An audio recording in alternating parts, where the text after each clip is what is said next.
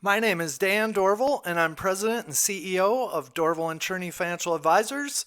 I am an independent certified financial planner and author of my book, Financial Success for the Rest of Us, Reality-Based Financial Planning for Mainstream America. Hi, my name is Leah Woodley. I'm an associate financial advisor with Dorval and Chorne Financial Advisors. Our conversations discuss what it means to do quality of life planning in all areas of your life.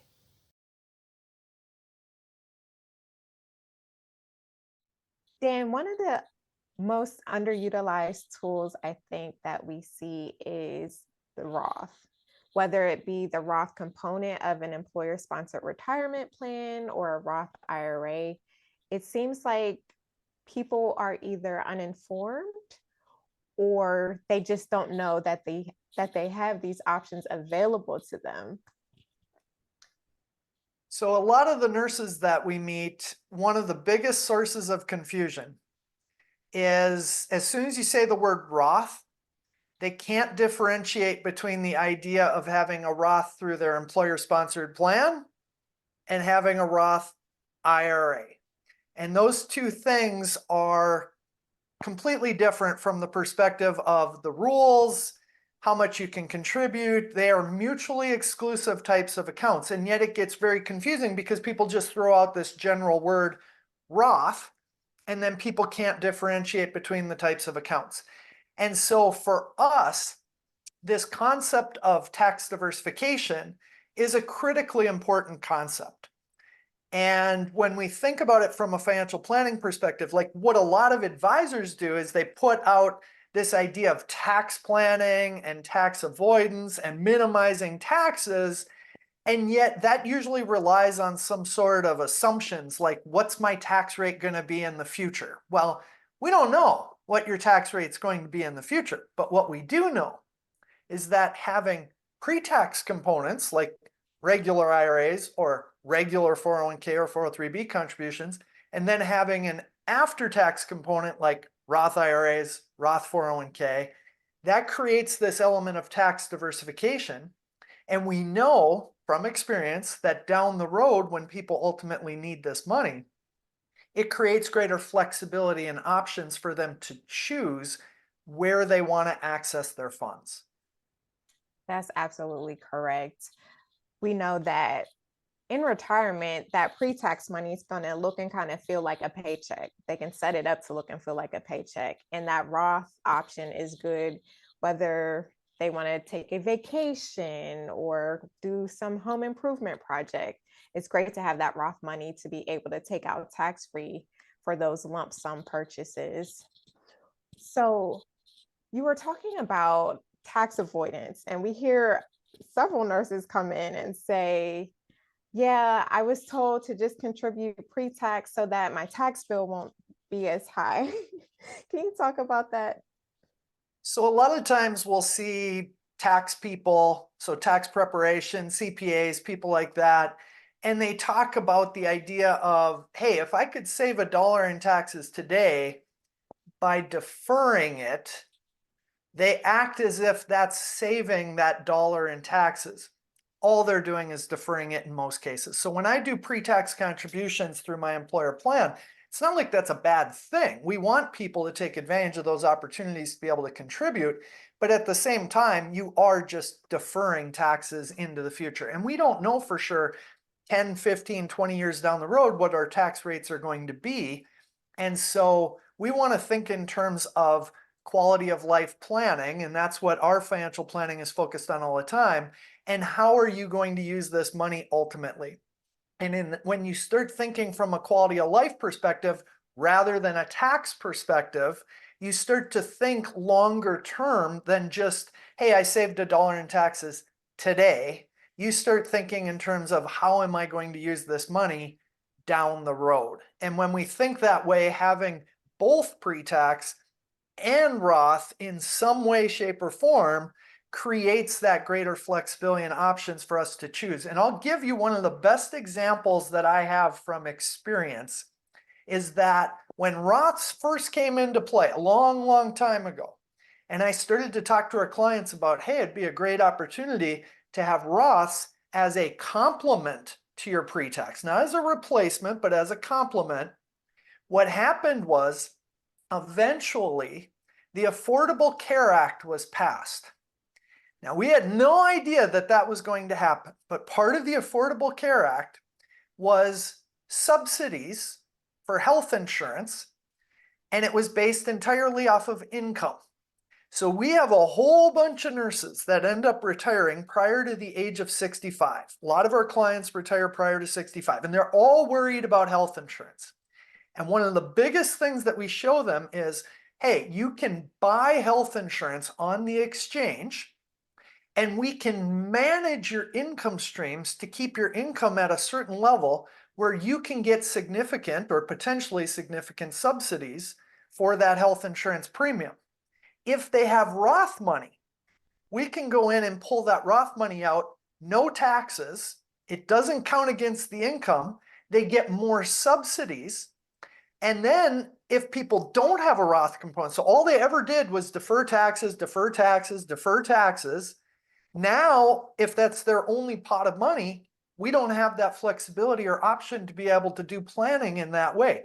Now, we did not know in the 90s and 2000s, we didn't know that that was going to be a planning opportunity, and we don't know what other planning opportunities are going to come up down the road as well. But creating that tax diversification from a planning perspective, focused on quality of life, that's what actually matters, not tax avoidance or tax planning in a traditional sense. Wow, I'm sure the light bulb just went off for someone watching this. That was such a great tip. One thing I want to ask about is, now you've provided this information about the importance of tax diversification. How does someone know how to split their contributions, whether it be pre-tax or Roth? How should someone approach that? So it's a great question, because it's not like there's some hard and fast rule that you should have this much pre-tax and this much Roth. In general, I would say that the younger you are and the lower income you are, we're going to overweight Roth contributions in general. Okay. The older you are, the higher the income you are, we're going to start to shade a little bit more towards the pre-tax side. But for a lot of people, if they're kind of in the middle and they're not really sure, we know that all of your employer money, at least so far, is all going to be pre-tax. Now, there's some rule changes that went into play. There are some employers who might start to shift contributions to the Roth part of a plan, but so far, all of your match, any pension money, anything like that is all going to be pre-tax already. So we think in terms of your contributions, you might start to overweight the Roth part to offset that. And if you shoot for a roughly 50-50 mix between the two, that is a great opportunity for a lot of people. Now, I will tell you from experience, most people have overweighted pre-tax. So in that scenario, we just want to make sure they're creating that Roth bucket. And it might not be as big as the pre-tax side, but at least if you have some, it creates an opportunity for your financial advisor to be able to say, hey, we have options here to pick and choose depending on your quality of life and the goals that you have. That's great advice.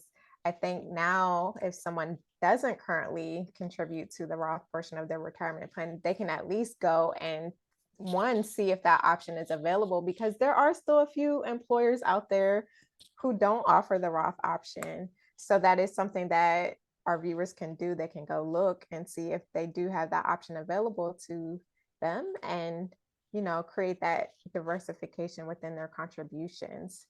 Now, say someone is considering opening a Roth IRA. How would they know when to open that? When is an appropriate time for them to open a Roth IRA? Or should everyone just automatically open a Roth IRA?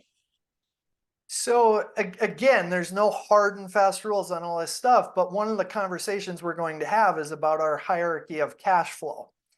And it gives you kind of a step-by-step you start here and you work to here and you work to here. And in general, we would tell people who are within the income limits, because there are income limits for contributing to a Roth IRA. Now, most of the people we help are within the income limits, and we would prefer, if they are, to set up a Roth IRA over you're doing like your Roth 401k or 403b, because the Roth IRA is kind of the Swiss Army knife of, financial planning, because it has greater flexibility than your 401k.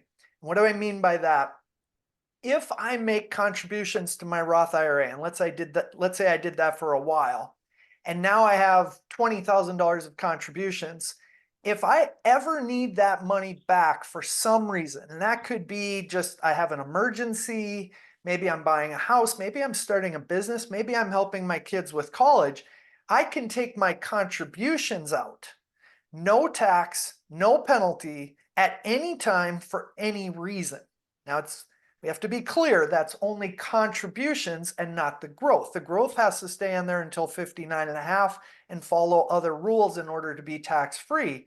But the contributions are accessible to me. And we've seen people use that in very creative ways that they would not have been able to access if all they did was a Roth 401k. So in general, if people are within the income limits, we want them to use the Roth IRA first before their Roth 401k. Wow, that's such great advice. And I'm glad that you always stress in general, because sometimes people take advice that is given and just run with it, but everyone's situation is unique. Well, thank you so much. I hope that this helps someone with creating tax diverse buckets of income for their future and for now. So we look forward to more conversations like this. If you have not already, please like and subscribe to this video. Also, we want you to be aware of our Quality of Life Nurse Award. We have already given out the first award, so you can go back in our videos and watch that. We are going to be giving out additional awards. They will be awarded on the first Thursday of each and every month at 12 p.m. Central. We are recognizing nurses who are improving the quality of life of their patients, other nurses, or doing something impactful in their community. If you know a nurse who fits the bill, we will put the application link in the box below. Feel free to nominate a nurse today. Thank you. Thanks, Leah. Have a good one.